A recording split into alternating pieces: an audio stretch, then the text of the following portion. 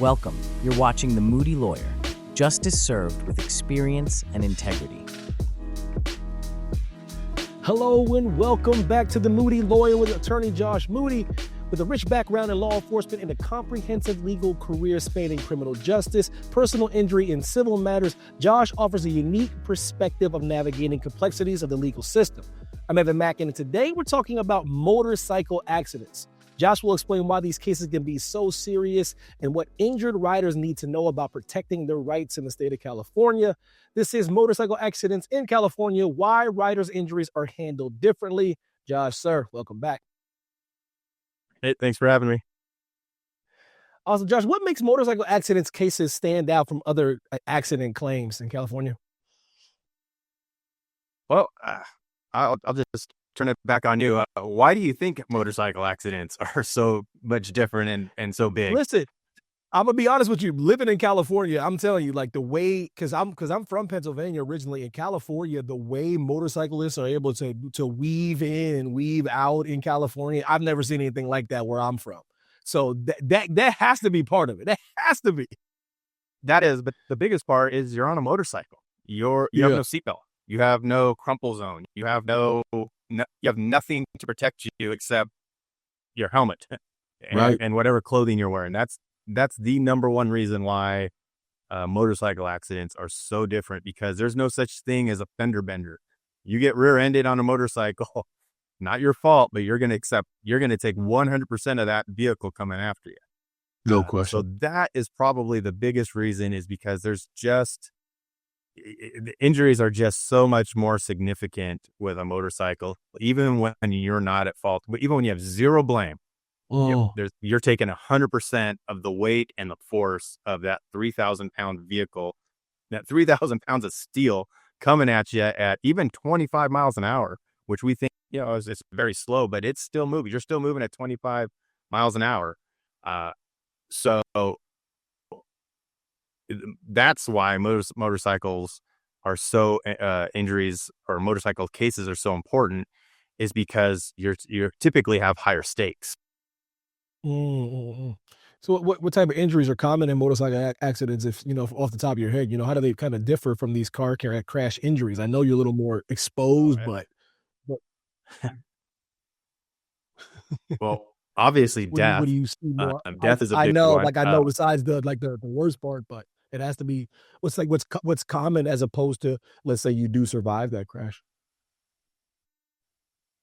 Yeah, I mean, obviously death, but and again, like I said, a motorcyclist who's has the right of way, who's either making a left or right hand turn, and somebody's just coming too fast and rear ends the motorcycle. And if you were in a car, it would probably just be a minor to moderate type injury accident, because you have seat belts and you have seats with a back to stop you from going back and limit your whiplash.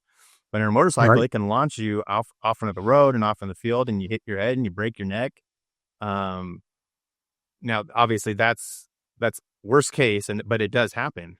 Other than that, traumatic brain injury, even with a helmet, you're moving, your body's moving, broken bones, broken arms, road rash. Road rash is a big one. Even if you're wearing great protective gear, leather gear, you can still get and will get road rash. So, there's, and that's the thing, in a motorcycle accident, there really isn't a such thing as, minor whiplash. There is no, like a car, like a fender bender. It's broken bones, it's road rash, and traumatic brain injury. And unfortunately, a lot of times it's death, the worst injury you can get.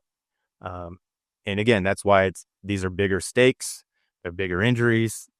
And most of the time, the motorcycle is not at fault. It's people who are not paying attention, and they don't see a vehicle with two taillights, two headlights, lighting all around, even in the middle of the day. And now you're talking about a motorcycle with one headlight, with one brake light. And these people they just don't see you, and they don't pay attention. But Josh, how is that fault decided in California motorcycle accident cases? How are they able to police that when it comes to this, what we're talking about here? Well, let's give it. So I mean, well, let's start with the basic rear end. I mean, obviously, if you're if you own the lane and you're stopped to make a left or a right, or you're stopped at a red light, Right. uh, that's it's pretty simple to prove. Same thing with, let's say same thing with red lights and stop signs and that sort. Your example earlier, motorcycles weave in and out. In California, lane splitting is legal. You're allowed to share the Yeah. lane with another vehicle. Um, so that's why uh, paying attention is so important. Now, when you're in California, and I've seen people just driving and they won't let the motorcycle over, and they try to cut them off. And Yep. I mean, I guess you don't like that. That's your prerogative not to like it, but you're putting this man or woman's life in danger because you don't want them to split the lane. I mean, that's a big punishment for you not liking what you don't like what they're doing. So, but lane splitting is legal. And it's complicated because every case is different. A motorcycle can be at fault for sure for, Yeah. even if they're legally lane splitting, that's fine. And that's why we have to look at the case. We have to look at the witnesses. What did the motorcyclist say? But the vast majority of our cases are just regular rear ends or red lights, or stop sign cases or turning motions. That's a big one too. Mhm. Motorcycles just driving straight and somebody turns right in front of the motorcycle. That's probably one of the most common ones. Yeah. And again, motorcyclist isn't at fault, but receives 100% of the brunt of the injuries because of this person's poor decision. But what insurance issues come up often in these motorcycle cases? How can riders make sure they're properly covered before an accident ever happens? Make- Good question. Great question. The number one thing is to make sure you're properly licensed and properly insured. A lot of people, they don't have a proper license, so they may be outside their insurance. Uh, so make sure you get that motorcycle endorsement and you renew it I believe it's every 4 years. Um, that's the big thing, and make sure you insure yourself, because the other person who hits you probably doesn't have enough insurance to cover your medical bills, especially if it's some type of turning movement or some type of rear end or speed is a factor. You have to protect yourself and make sure you take care of yourself because, I mean, for most people, if you're just riding your motorcycle and a at fault vehicle in front of you, you're gonna break a bone, you're gonna break your arm, your leg, you're gonna miss work. Make sure you have that insurance to cover you, because you have to cover yourself because the other person out there probably doesn't have that much insurance. Mm, mm, mm. So what about these helmet laws and protective gear? How can they affect the outcome of a motorcycle accident claim? Yeah, so helmets are mandatory in California. So make sure Yep. you wear a helmet. But the thing is that the insurance company can use a lack of helmet as sort of a contributing Ah, factor to your injury. So you don't want to give uh-huh. them that type of uh, out. You don't want to give them that uh, ability to reduce your payouts or reduce your medical bills. Um, but most of our clients who motorcycle riders, they wear helmets, they wear good protective gear, they have nice motorcycles. They're not out with a old $100 $500 dirt bike that they're riding illegally on the street. They have nice Harley Davidsons, they have nice Yep. Kawasaki. They're not speeding, they're just out, especially out here in the desert. It's wide open road, wide open deserts out there, and they're just out there and they're just out enjoying the weather. And it takes one person not to pay attention, um, to turn in front of you. So, you always have to protect and motorcycles have to drive defensively, and they do. And most the riders we deal with and see, they do drive defensively. It's just there are a lot of bad drivers out there who cause a lot of car accidents. And unfortunately, when you're on a motorcycle, those accidents and the injuries are just amplified. Hmm. Josh, after a motorcycle accident, what evidence makes the biggest difference in building a strong claim for a motorcycle rider? Your medical bills and your injuries are by far. I mean, because like I said, there really isn't such a thing as a minor whiplash in a motorcycle accident. You got to get your bills. You've got to make sure you get the right treatment, and a lot of times you need time to heal. Most motorcycle cases do get filed just because it takes you a long time to get healed. Statute of limitations is 2 years. But broken bones don't heal in days. It takes weeks, months, and then for your rehab and to follow up. Motorcycle cases can be, they are time consuming for sure. Hmm. So can you share an example, without giving away names or any specifics about, a case that you've handled that show how these claims can pay out and even work? Well, sure. I mean, we've had a couple side swipes that those are big because they're not looking. Several turning, like I said, several turning cases where motorcycles just driving straight and a person turns left right in front of them. And, unfortunately the motorcycle rider, suffers several broken bones and is in the hospital for days or even weeks. Those are the common cases that we've had.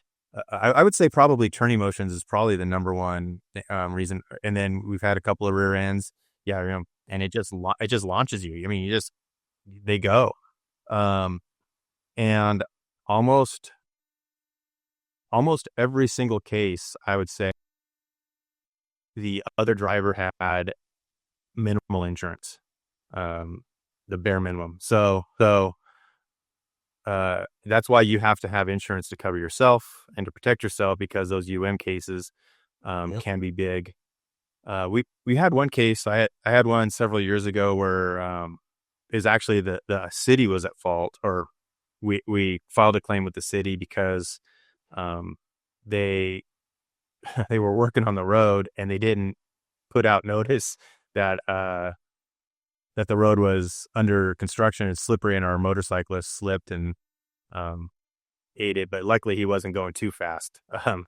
But I would say probably of all the cases, turning motions at stop signs, turning into driveways, those are probably the biggest. Those are probably the number one reason, the number one cases we have of motorcycle cases. And like I said, it's not the motorcyclist at fault. The accident would have happened whether they were in a car or whether they were on a motorcycle. Yep. The motorcyclist takes 100% of the brunt of the moving vehicles. Well, but do you see any mistakes that injured riders sometimes make after the crash that could maybe hurt their case later on? No, I don't feel like people who are, a lot of times with people who are the victim of somebody else's driving, there's really not a whole lot of mistakes you can make because you are the victim. You might, but a lot of times I think the number one thing, it's not a mistake. I would say the number one thing with motorcycle accidents is because they suffer the most injuries and they are the most injured. They are usually unaware of what's going on right after the crash. So they have no pictures, they don't take pictures, and they typically get transported to the hospital. So they don't have a lot of information. And another issue is a lot of people just don't remember what happens right after the crash, which is very common as well. So that's not necessarily, I would say that's not a mistake, but that's just the nature of this type of case, in that we got to go out and find those witnesses that either the police identified or the defendant identified and talk to those people and figure out what happened. But that's probably, I wouldn't call it a mistake, but probably the number one issue is the very typical motorcyclist statement is, I was riding, this person turned in front of me, and the next thing I know, I'm at the hospital. So those are the things that we deal with, and those type of statements are very understandable, and a lot of times they make for good evidence too, because that's very sympathetic. I mean, you're just driving along at the speed limit, and somebody turns in front of you, you just don't have time to react. So that's probably the biggest thing. And I always like to close this thing out with some advice, though. So for motorcyclists listening today, what is your best advice to stay prepared both on the road and in case an accident does happen, Josh? So advice is always the same. Make sure you're licensed. Make sure you're up on your insurance. Make sure you insure yourself, assuming the other person doesn't have insurance. Assume the worst case scenario. And 3, if you're in an accident, make sure you call us right away, because you want to make sure you preserve all those bills. You want to make sure you have everything you need to get the maximum payout that's available to you. Amazing. Josh, thanks for your time. And thank you all for listening to today's episode of The Moody Lawyer. If you or a loved one has been injured in a motorcycle accident, you don't have to take on the insurance companies alone. Visit moodylawyer.com to schedule a free case evaluation. And if you found this episode helpful, like, share, subscribe with someone that might find it helpful as well. Thank you so much for joining us, and we'll see you next time. Thanks for watching. Be sure to hit that like and subscribe button and leave us a review in the comments.